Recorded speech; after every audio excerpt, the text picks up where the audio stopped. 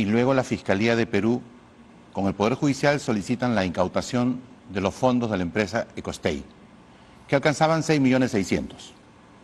Pasaron los años, el señor Joseph Mayman se acoge a colaboración en febrero del año 2017, reconoce que esos 6.600.000 los tiene él bajo control a través del señor Savi Saylan, firma el acuerdo de colaboración, es homologado por el juez Concepción Carhuancho en diciembre del año 2019, se compromete como parte del acuerdo en gestionar que ese dinero llegue a Perú, pero fiscales y procuradores se olvidaron, han pasado 3 años y hoy día Costa Rica dice, se murió el señor Mayman, han creado una investigación y se han quedado con los 6.600.000.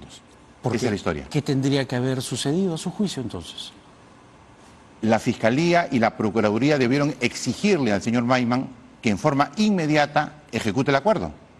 Si el acuerdo con beneficios es que él devuelve los 6.600.000 que están en Costa Rica en la empresa Ecostay que preside Savi Saylan, la pregunta es por qué no le dijeron que lo haga, por qué no lo ejecutaron.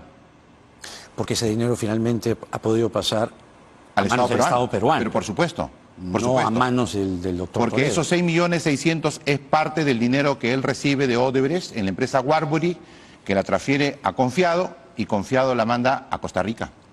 Ajá. Entonces, hay 6.600.000 que en este momento pareciera que se ha perdido, tendría que el Estado peruano litigar contra Costa Rica para ver si recupera el dinero. Es decir, el doctor Toledo se allana y considera más bien que el Estado peruano debería litigar por ese dinero para que pase a las arcas del Estado peruano. No, no es que se allana, sino que Alejandro Toledo no tiene ningún control ni injerencia en ese dinero.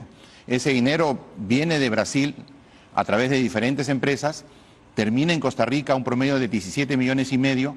De esos 17,5 millones, 5.300.000 destinó Mayman para el Perú, que es la compra de los bienes, y de ahí el pago de las hipotecas de Alejandro Toledo. 6.600.000 son incautados y 6 millones se lleva Joseph Mayman a Israel en el año 2013. Esos 6 millones que se lleva Joseph Mayman no los ha devuelto. Se comprometió en devolver 5.200.000 en 15 cuotas cada 6 meses. Ha pagado 5 cuotas, se ha muerto y debe 10 cuotas. No sé quiénes cobrarán. La familia. Habrá que preguntarle a la procuradora si está haciendo alguna acción para recuperar ese dinero. Pero en todo caso el doctor Toledo podría ayudar en dar pistas sobre quién quedó, digamos, quién acompañaba al señor Mayman, si tiene familia, algo por el estilo. El señor Toledo no conoce los acuerdos, los manejos y los movimientos de dinero que el señor Mayman ha realizado. Pero eso lo saben los fiscales, porque cuando Mayman se ha acogido a colaboración eficaz, ha reconocido públicamente en una audiencia del 20 de enero del año 2020 con el juez Concepción Carhuancho, y ha dicho que todas las transferencias de fondos las ha ordenado él a su hermana, sin intervención de Toledo, sin conocimiento de Toledo. Entonces, ¿cómo podría Toledo saber cuáles son los movimientos que él ha realizado? Entonces, lo que nos está diciendo es que es una inacción o una impericia del Estado peruano o de la Procuraduría. Definitivamente. Definitivamente, y me sorprende que hace poco he leído unas declaraciones de la procuradora Carrión que dice que habría que compartirnos el 50% cada uno, ¿no? Una solución salomónica a su punto de vista, pero yo creo que hay negligencia. 50-50 con Costa Rica. ¿En serio? He leído en una nota, en una declaración de la procuradora. Pero eso le corresponde al Estado peruano, digamos, el señor Toledo ha sido presidente del Perú. No, no le corresponde por el señor Toledo, le corresponde porque la ruta del dinero está establecida, claro, y el dinero llega a las cuentas de Mayman, son transferidas a diferentes empresas y finalmente terminan en empresas bajo el control de Mayman. Y Mayman reconoce que ese dinero lo controla él. Y la afectación es al gobierno, al Estado peruano. Porque hay una acción de acuerdos ilícitos por una concesión. Correcto, claro. Correcto. Vaya. Vamos a hacerle las consultas a la procuradora Carrión, ¿no? Porque eso del 50-50 no sé si sea la mejor de las soluciones, es prácticamente ya allanarse, ¿no? Porque entiendo también por las explicaciones que usted nos ofrece que Costa Rica pretende quedarse con ese dinero. Con el 100%, con los 6.600.000. Y han armado una investigación supuesta de 2 funcionarios del banco que habrían facilitado los movimientos de dinero de 20 millones, que en realidad a mí me parece que eso han organizado con la finalidad de tener una resolución que diga fundado el pedido y le adjudiquen los fondos. Vaya. ¿Cómo se encuentra el doctor Toledo? De salud no muy bien, bastante mal, porque él es una persona que tiene varias enfermedades. A un ritmo muy lento se le está haciendo algunos exámenes. La familia pidió que estos exámenes se puedan hacer en un centro médico privado donde pueda tener una atención rápida y se pueda tener un diagnóstico rápido, conforme recomendaron los médicos legistas el día que llegó a Perú el 23 de abril. Sin embargo, el INPE es del criterio que debe hacer su cola, su cita, y debe esperar que Salud le programe cada 10 días, cada 15 días una cita y los resultados con el ritmo que funciona ese sistema de seguridad social. Entonces, la familia está preocupada y él está preocupado porque evidentemente él necesita un diagnóstico rápido. ¿Por qué razón? Porque tiene, por ejemplo, el problema cardíaco, ¿no? Le han hecho una evaluación en el Barbadillo por un médico, y el médico recomendó pruebas inmediatas que no se han hecho, eso más de un mes. ¿No? Tiene usted la recomendación de ese mismo médico y de los médicos legistas que dijeron que necesitaba una evaluación integral. Tampoco se le está haciendo. Se está haciendo, pero una cada semana o cada 15 días. Le han hecho 3 pruebas en 2 meses que está en el Perú. Cuando usted habla de la familia, ¿quiénes están, digamos, acompañando Sus desde hermanos, la familia? hombres y mujeres. Tiene una hermana, tiene 3 hermanos. Margarita. No, Margarita ya es difunta. Ah, perdone. No, tiene una hermana y tiene 3 hermanos que están más o menos en actividad, porque hay otros que son mayores y ya no pueden movilizarse. Son los hermanos, concretamente. Los hermanos, la hermana y los sobrinos. Ciertamente. ¿Y Sí. qué es de la señora Elian Carp? ¿Se sabe de ella? No, yo no tengo comunicación con la señora Carr desde que salió de Estados Unidos. Claro, ella está en Tel Aviv, en Israel.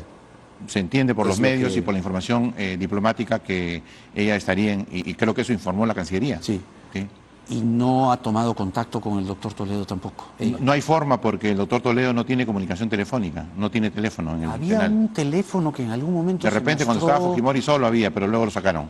Ya no hay teléfono. No hay teléfono.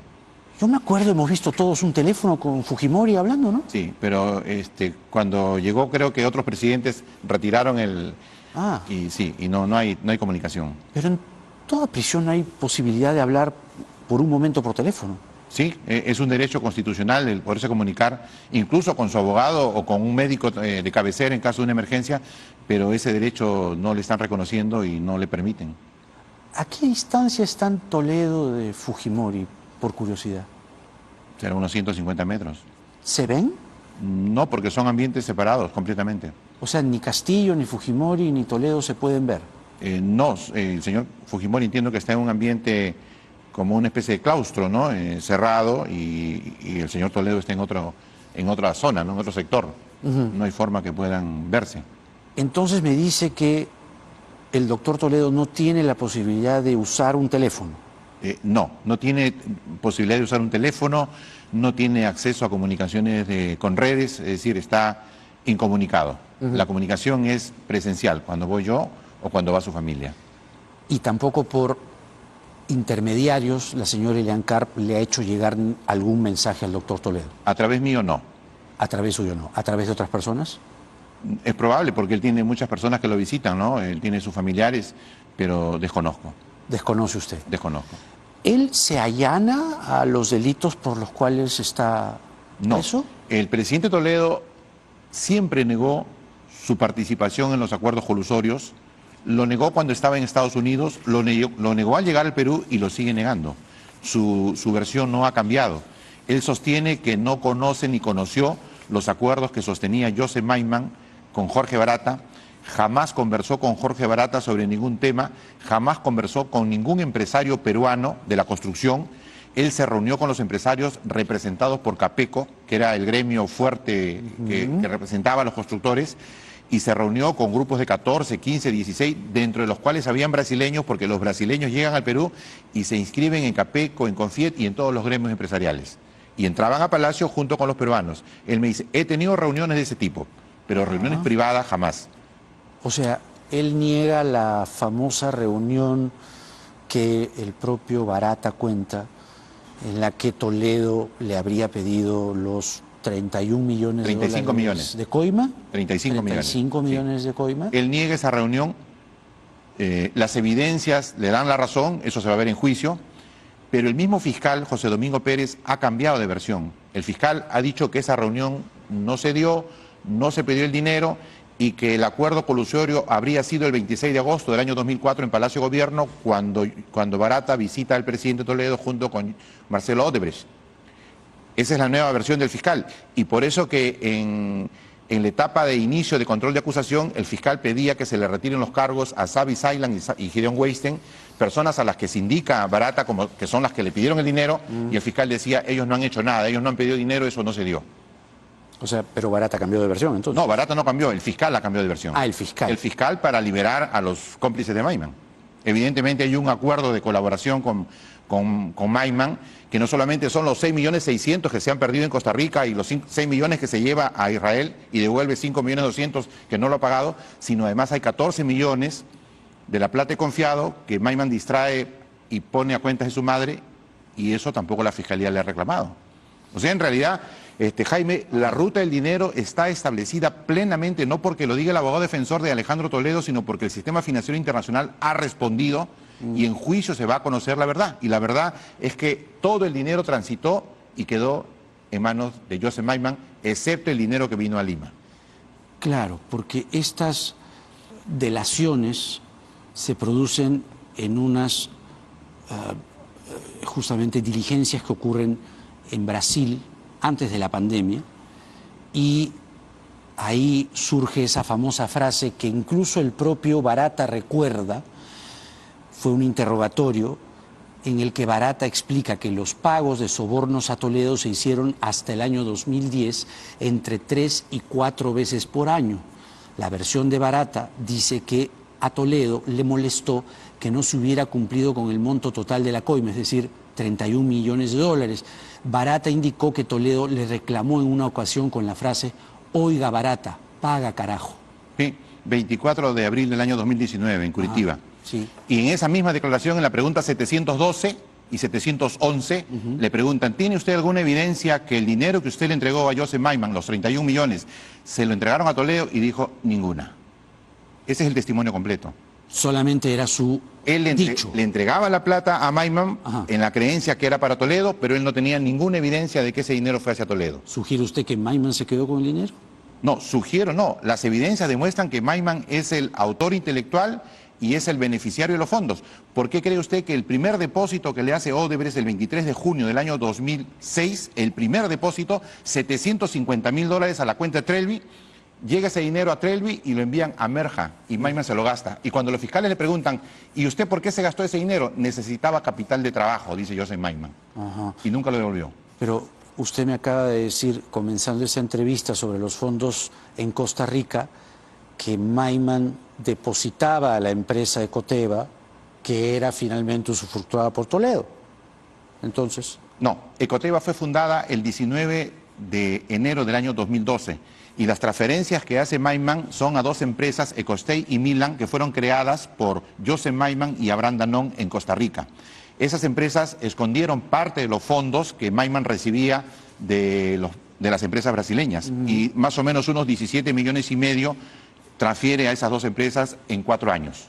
A eso se refiere. Toledo niega que se haya producido el soborno por la Interoceánica en la suite de Copacabana.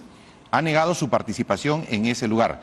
Y el testimonio del edecán que lo acompañó, del personal de seguridad del presidente de la República que lo acompañó y estuvo con él en forma permanente, han atestiguado que el presidente de la República no tuvo ninguna salida de los espacios donde estuvieron con los jefes de Estado. Ahora, muy complicado porque Maiman ya no se puede defender porque Maiman está muerto. Es muy difícil, digamos, poder imputarle algo a un muerto, salvo que él dejó un testimonio largo en el que increpa a Toledo y deja prácticamente todas las culpas contra él. Claro, pero más allá del testimonio de cualquier persona, este testimonio tiene que corroborarse, ¿no? Entonces, el señor Maiman, por ejemplo, dice que Toledo le pidió que reciba 20 millones. Él dice, me pidió que reciba 20 millones. Y cuando le preguntan, ¿y cuándo le pidió? Bueno, fue al comienzo del año 2004. ¿Y cómo le pidió? No, conversamos. Y cuando usted revisa su movimiento migratorio, resulta que el señor Maiman no vino al Perú en el año 2004. Entonces, ¿cómo le pediría Toledo que le reciba dinero si él no viene? Y ahora usted me habla de la delación del 24 de abril del año 2019. Pero en esa delación, Barata dice que ellos pagaron $31 millones. distinto a los 20 millones que dijo en noviembre del año 2016 cuando se acoge a colaboración con Hamilton Castro, distinto a los 20 millones que dijeron los brasileños a Estados Unidos, al Departamento de Justicia, cuando se acogen a la colaboración y firman el acuerdo de culpabilidad y dicen, en el Perú hemos pagado 20 millones. Y la pregunta es, ¿por qué de 20 pasan a 31? Es muy simple, Jaime. En marzo del año 2018 llega la asistencia judicial internacional de Suiza y envían la información bancaria. Y ahí llegan los contratos que había firmado Barata con Maiman y el banco suizo dice acá se han pagado 32 millones de dólares. Y hay un contrato por 34 millones 300. Eso hace que Maiman y Barata tengan que ajustar los montos y sincerarlos. Así que acá no hay ninguna delación, acá se le ha engañado al pueblo que ellos son los que han descubierto, que han dicho, que si ellos no hubieran hablado, no hubiera... No, ahí está la información y todo está cotejado porque ha venido documentado. Advertimos que ese va a ser un poco el talante y el tenor de las audiencias y del juicio. ¿Cuándo va a empezar finalmente?